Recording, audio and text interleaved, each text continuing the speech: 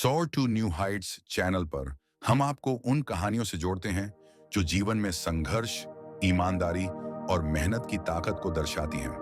हम मानते हैं कि अच्छे कर्मों का फल देर सवेर जरूर मिलता है और हर इंसान अपने सही प्रयासों से नई ऊंचाइयों तक पहुंच सकता है।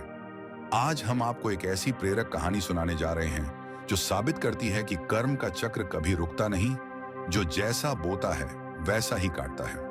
ये कहानी है एक ईमानदार किसान और एक लालची व्यापारी की, जहां सच्चाई और मेहनत की जीत होती है।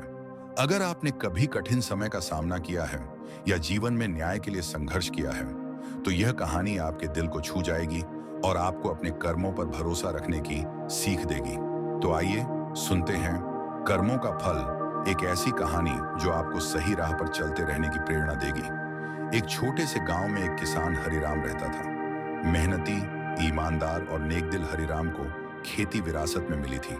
वो हमेशा कहता, अच्छे कर्म का फल अच्छा ही मिलता है और बुरे कर्म का फल कभी न कभी सामने आता ही है।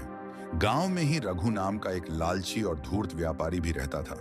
वह गरीब किसानों को ऊंचे ब्याज पर कर्ज देता और उनकी जमीन हड़पने की कोशिश करता। हरिराम ने कई बार लोगों को चेतावनी दी, मगर जरूरतमंद किसान उसकी बात पर ध्यान नहीं देते।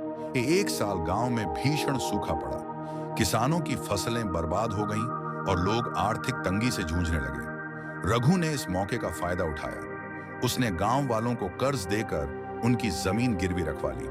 हरिराम ने भी कुछ अनाज और बीज के लिए उससे थोड़े पैसे उधार लिए, लेकिन तय किया कि वो फसल काटने के बाद पूरा कर्ज चुका देगा। रघु का लालच बढ़ता गया। उसने हरिराम के खेत को भी हड़पने की योजना बनाई। उसने झूठे कागज तैयार करवा लिए और गांव के कुछ भ्रष्ट अधिकारियों को रिश्वत देकर अपने पक्ष में कर लिया। जब फसल कटकर तैयार हुई तो रघु ने दावा किया कि हरिराम की जमीन अब उसकी हो चुकी है। हरिराम को यह सुनकर गहरा आघात पहुंचा। उसने गांव के बुजुर्गों और पंचायत से न्याय की गुहार लगाई, लेकिन सब पहले से ही रघु के प्रभाव में थे। हरिराम टूट चुका था, लेकिन उसने हिम्मत नहीं हारी। उसने मन ही मन कहा, कर्मों का फल कभी न कभी अवश्य मिलता है। समय बीता और अगले साल फिर से सूखा पड़ा। इस बार हालात और भी बदतर हो गए। रघु ने जिन किसानों की जमीनें छीनी थीं, वे अब मजदूर बन चुके थे और गांव छोड़ने लगे थे। धीरे धीरे गांव की उर्वर भूमि भी बंजर होने लगी, क्योंकि बिना मेहनत और सच्ची नीयत के खेती संभव नहीं थी। इसी दौरान सरकार ने एक नई योजना निकाली, जिसमें किसानों को उनकी जमीन वापस लौटाने का प्रावधान था, बशर्ते वे प्रमाण दे सकें कि उनकी जमीन जबरन छीनी गई थी। हरिराम के पास पुराने कर्ज के असली दस्तावेज थे, जो यह साबित करते थे कि रघु ने धोखाधड़ी से जमीन हथियाई थी।